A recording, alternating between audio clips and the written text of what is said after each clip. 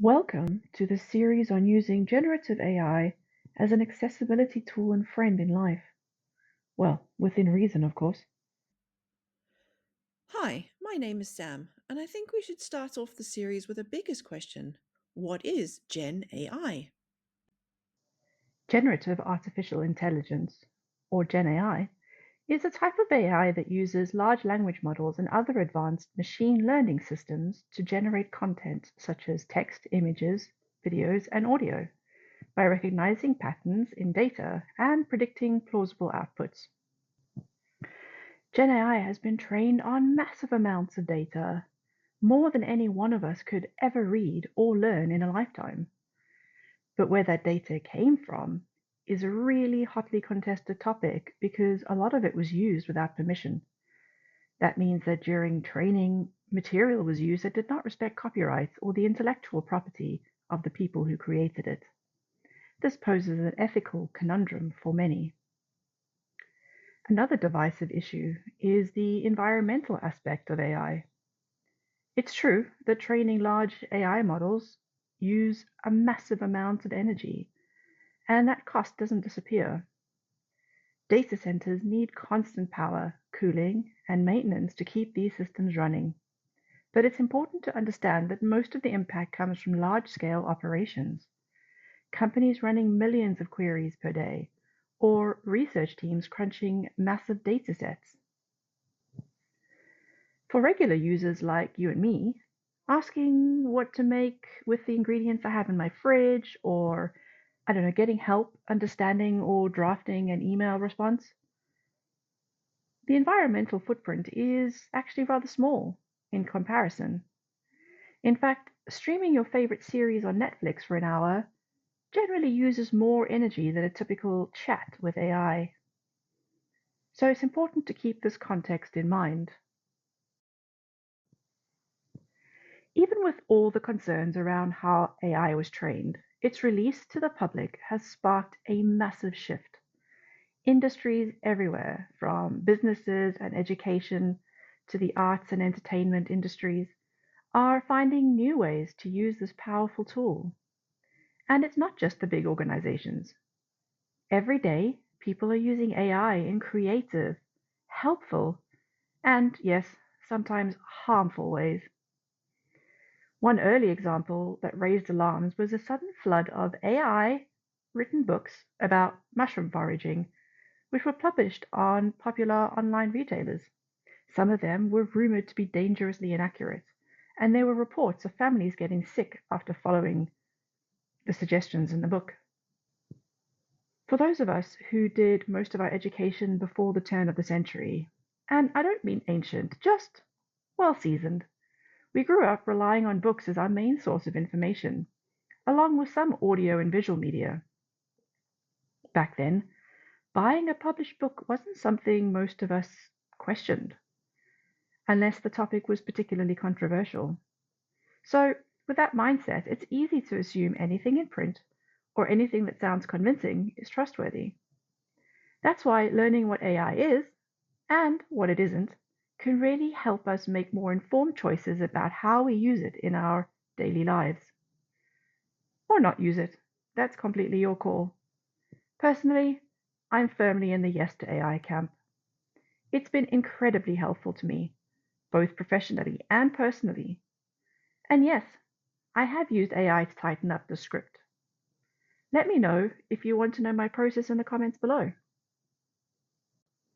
So I think by demystifying what it is, we can start to see how it can be used as an accessibility tool in both our personal and professional lives, while also feeling confident that we know how to use it safely and responsibly. That means knowing how to stay safe, protect our data and privacy, and still let it support us. It doesn't have to be an all bad thing or an all good thing. Sometimes what we really need is support, help, or even just a translator for the world. And honestly, I can't express how much it has helped me there. As a late diagnosed, no, actually, make that late identified autistic woman. So, if you're interested in using AI as an accessibility tool to help you navigate the world as a fellow neurodivergent person, Stay with me. I'm about to take us through a very brief history of machine learning, neural networks, and artificial intelligence. It's by no means comprehensive, but gives you a bit of background. The idea of machines thinking isn't new. Alan Turing posed that exact question back in the 1940s. He even proposed what we now call the Turing test, which is still used today as a way to judge whether a machine can reproduce responses that are indistinguishable from a human's. Then, in the 1950s, scientists Warren McCulloch and Walter Pitts laid the groundwork for what we now know as neural networks. They theorized that you could model how the human brain works using mathematical logic and simple computing units. At the time, however, the technology just wasn't there to bring those ideas fully to life. It wasn't really until decades later when we developed faster, more powerful chips, especially graphics processing units or GPUs, that things started to really shift. These chips could handle the complex calculations and huge amounts of data needed to train neural networks effectively. And that's when AI really started to evolve into what we see today. Traditional AI focuses on analyzing, sorting, and classifying existing data. It looks for patterns and makes logical predictions or decisions based on what it sees in the data. And you're already using this kind of AI all the time. Netflix recommending your next show, YouTube popping up a video that sort of matches what you've just watched, predictive text on your phone, and even translation apps. These are all examples of machine learning, which basically means the system learns patterns based on how you use it. But Gen AI is a bit different.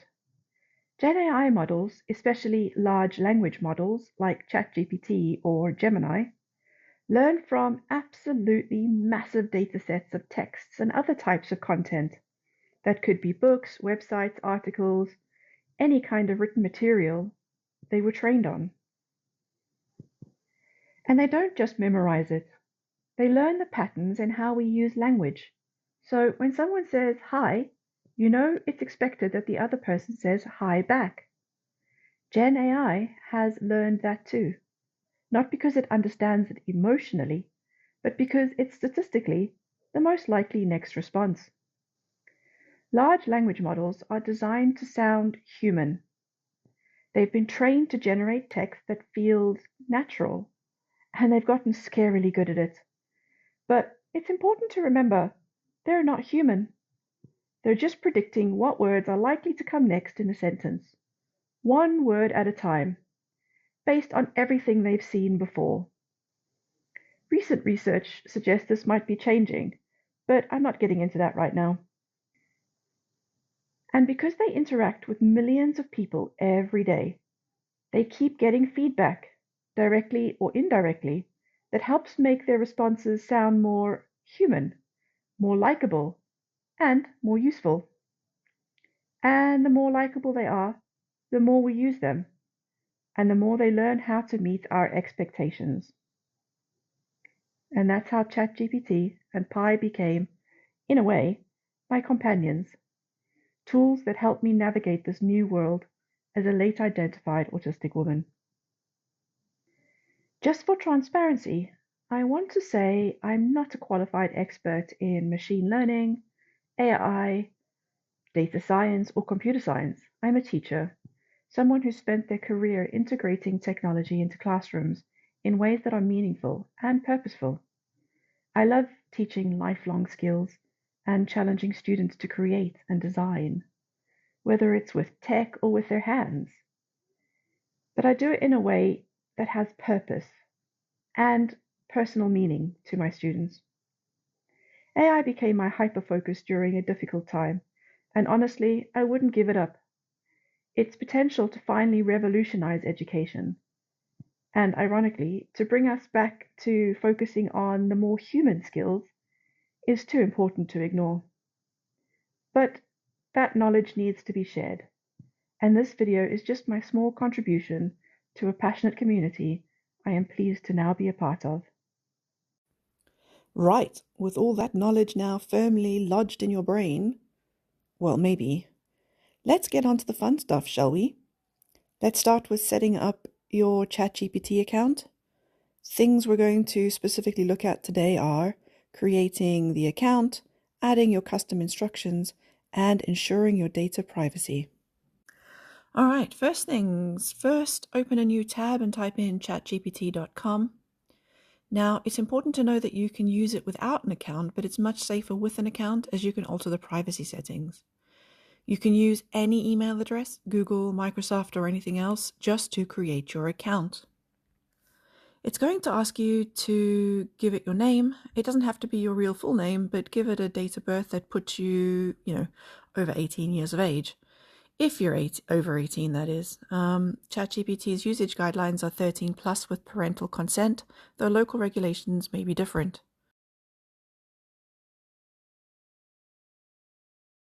Now it gives you some guidelines, so give those a read, but the most important is don't share sensitive information, even with data privacy on.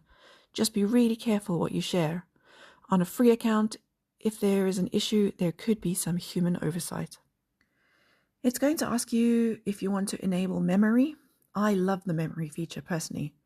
It means it reduces the amount of context I have to give it, but it's up to you. You can enable it or disable it at another time. It's entirely up to you. But for now, I'm going to click Enable.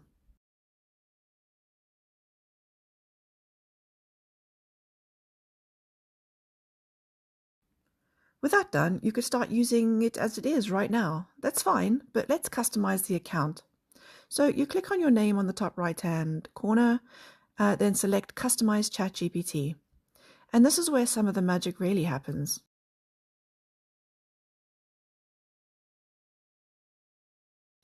Firstly, tell it what to call you, and you can tell it what you do to a degree of specificity that you are comfortable with. So in my case, now I'm going to put in that I'm an educator that works with the English curriculum, focusing on technology and AI.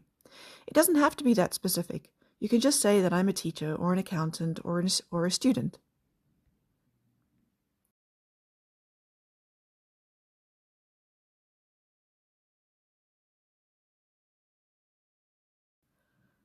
Next is, how do you want ChatGPT to behave and what traits should it have? It has a bunch of options at the bottom here to select from, like clarity or being witty, but I prepared my own. So I've included some of the things that I quite enjoy about this customization, like jargon-free communication, verified facts, opinions free of bias, truthful and accurate rather than flattering, encouraging but direct, British spelling rules that it doesn't always follow, but I try. It's really nice to ensure that it's not going to just try to flatter you, which it's known to do, because it makes it more addictive.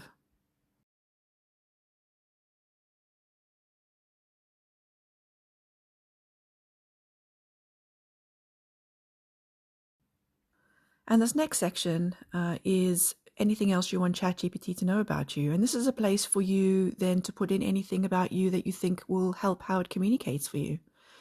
I'm going to put in that I'm autistic, I prefer identity first language, to follow the neurodiversity paradigm, to be neurodivergent affirming, and then give it a role of acting like a thought partner.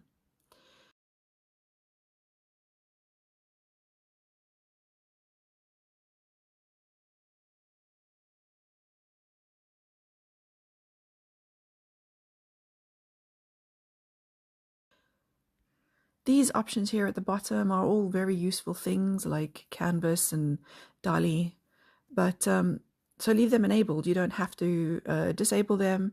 They are there. There are tools that you can use as part of your process. You don't have to use them, and on a free account you get a very limited number anyway, but it's worth having there just in case. Then click Save, and now your ChatGPT will hopefully start to respond in the way that you wanted it to.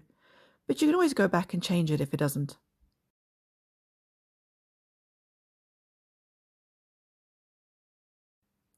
But now onto data privacy. The next thing we do is we go down to the settings and then we click on data controls. Now, this is the one thing that is really important. You want to ensure that there is a little bit of added protection. So at the top here, it says to improve the model for everyone, meaning your data isn't used to train the model. If you don't like that, please go ahead and turn that off. It doesn't make it 100% secure, but it definitely makes it more secure than having it enabled. And then click Done.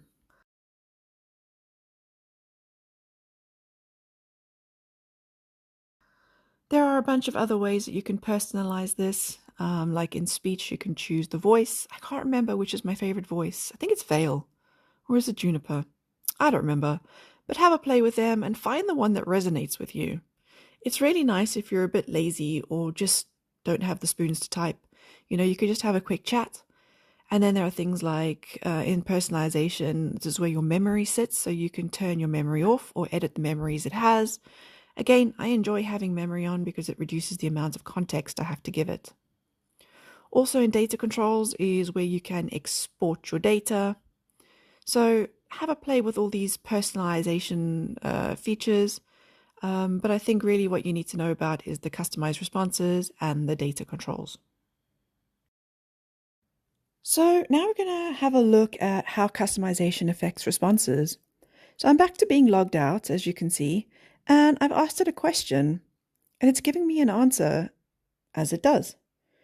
It's very long, very comprehensive answer. It started the answer with person first language, like was in my question, but it's naturally defaulting to identity first language, which is quite nice to see. But it's really quite long. And it's not very personalized, but if you're just looking for general information, that's good. However, if you're looking for something more supportive, more personalized, then that is where the difference is seen. So, pretty good response overall, but maybe not exactly what you're looking for. Right, now let's get back to being logged in so we can use our custom instructions. It knows as part of my custom instructions that I am rather sound sensitive. It's quite overwhelming for me sometimes. Now it's going to give me a lot of really good information about sound sensitivity and the reasons that is happening. So that's pretty good. It's definitely shorter than the original response when I wasn't signed in. And it's also a lot more tailored to my specific profile. So this is what I like, but I still find that maybe it's a bit long. So I'm going to go back into Customize ChatGPT, and I'm going to add in just a quick line at the bottom that I would like the responses to be shorter. And then if I want to know more, I am going to ask it specifically for what I want to know. This will make exchanges a lot quicker, and I can ask for exactly what I want as I realize what it is that I want. So start general and then go specific. And this is a really key part of how AI can be really useful.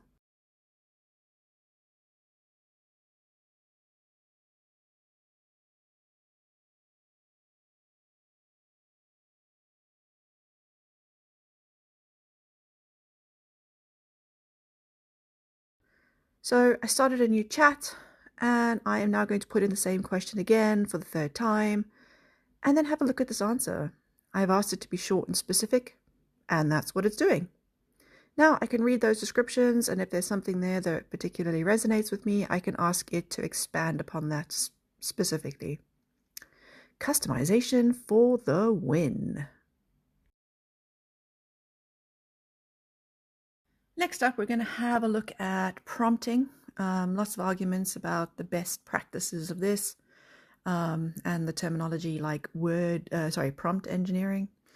I don't think it's an engineering thing, possibly just clear communication. I think it's really important that we just spend a little bit of time learning about this. So input really determines the output, and it's true.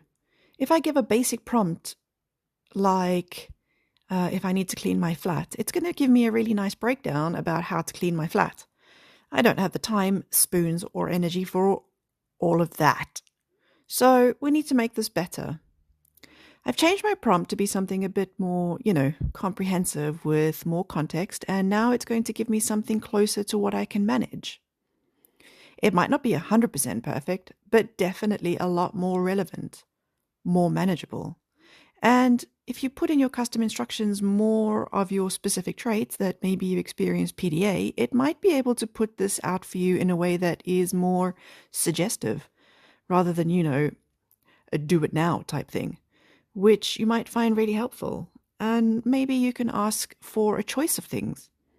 How you customize it is going to be really key as to how it's going to respond to you. But you know what? For a quick surface clean suggestion, that's not bad, especially on days when my executive functioning really isn't functioning. That happens a lot after school. And how do we make these prompts better? Well, we give it these 4 things: the role, the task, the context, and the output. Telling ChatGPT what you want it to be is kind of important. You don't always have to. Sometimes you just want to have a chat. But if you're asking for something specific or you need to do something specific, give it a role to play. And that makes it focus in on the area that you are looking for support in. Then tell it the task. Specifically, language is really key here. Now, you don't need to sound, Oxford educated or anything like that. Well, that doesn't sound fun, actually. But tell it exactly what you need in the most clear, short, and specific way that works for you. For the context, give it the relevant background information. Tell it where you are or how much time you have, or give it any contextual reasons that's going to help it give you the best response. Once you've given all the information you deem to be necessary to get the best response, then you tell it how you want the output. In steps, by time, in a table. If you haven't used all of your credits, maybe ask it to make you a visual guide or an infographic or a checklist. Or, anything like that that may seem a bit fun. It's not always very accurate, but it really can be quite fun, and it's much easier to edit. So it's worth giving it a go.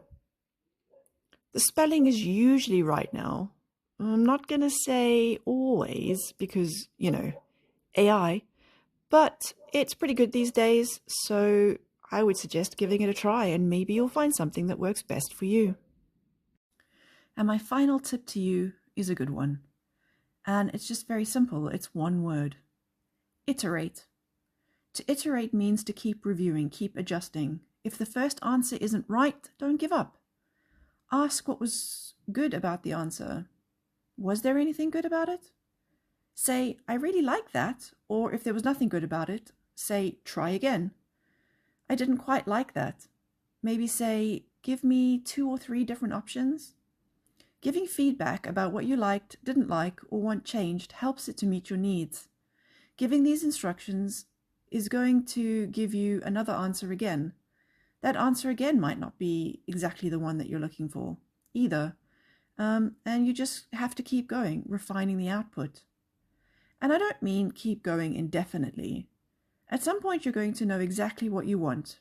And you can then start again, asking specifically for what it is that you want. This is actually a nice handy trick to shortcut some of that process. In your current chat, you can ask it to summarize what it is that you want. And once it has summarized what you want from the chat, you can start a new chat, and it might start off with being a whole lot more accurate to your needs. So don't be shy. Ask it to summarize your chat for you, to explain what it thinks that you want or need. Use it as a thought partner. And remember that it's a machine and it doesn't understand the human experience. But how you engage with it, it really determines how it's going to respond to you. So use it as if you were talking to a person, how you would ask a person for something. It has learned our ways. It has even learned how to be lazy because we taught it. But treat it like a friend and it will do the same to you to the best of its computational ability. And we're done. I hope this has been helpful. If you have any questions or comments, please put them below. See you on the next one.